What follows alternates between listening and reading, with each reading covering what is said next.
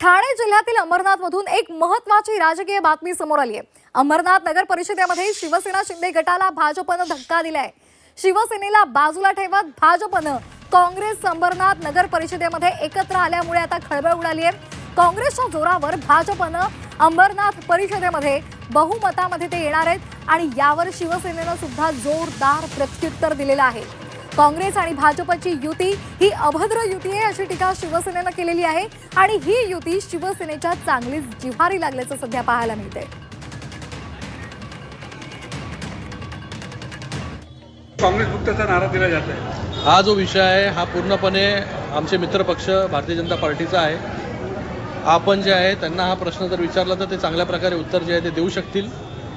Bharatiya Janata party आणि शिवसेना ही युती जी आहे गेल्या अनेक वर्षापासून आहे आणि ही युती केंद्रामध्ये आहे, ही युती राज्यामध्ये आणि ही युती महानगरपालिकेमध्ये सुद्धा आहे आणि ही युती अशीच जी आहे ती अबाधित राहिली पाहिजे।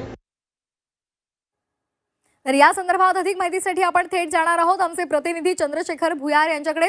चंद्रशेखर, कायम गेल्या काही दिवसांपासून आपण जर वक्तव्य पाहिली तर युती धर्म पाळणं यावरून अनेकदा टीका टिप्पणी झालेली आहे आणि आता तर आपण पाहतोय की शिवसेनेला बाजूला ठेवण्यासाठी भाजपनं काँग्रेस सोबत युती केलेली आहे।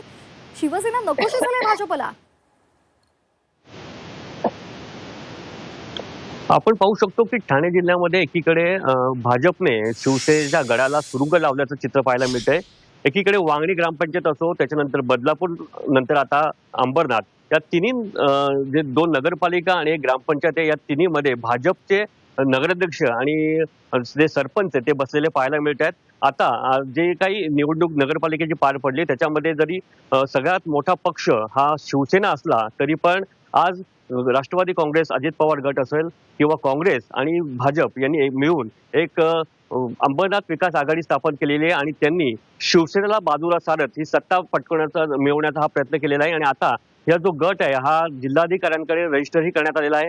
आता 9 तारखेला आता उपनगराध्यक्ष पदाची निवडणूक होणार आहे किंवा सभापती जे होतील त्याच्यामुळे आता हे पूर्ण जो वर्चस्व आहे आता भाजपचं राहणार आहे।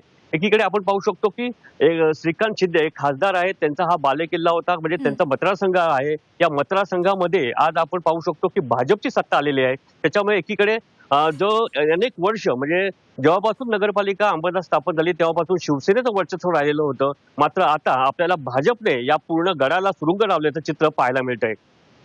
अगदी धन्यवाद चंद्रशेखर दिलेल्या या सविस्तर माहितीसाठी।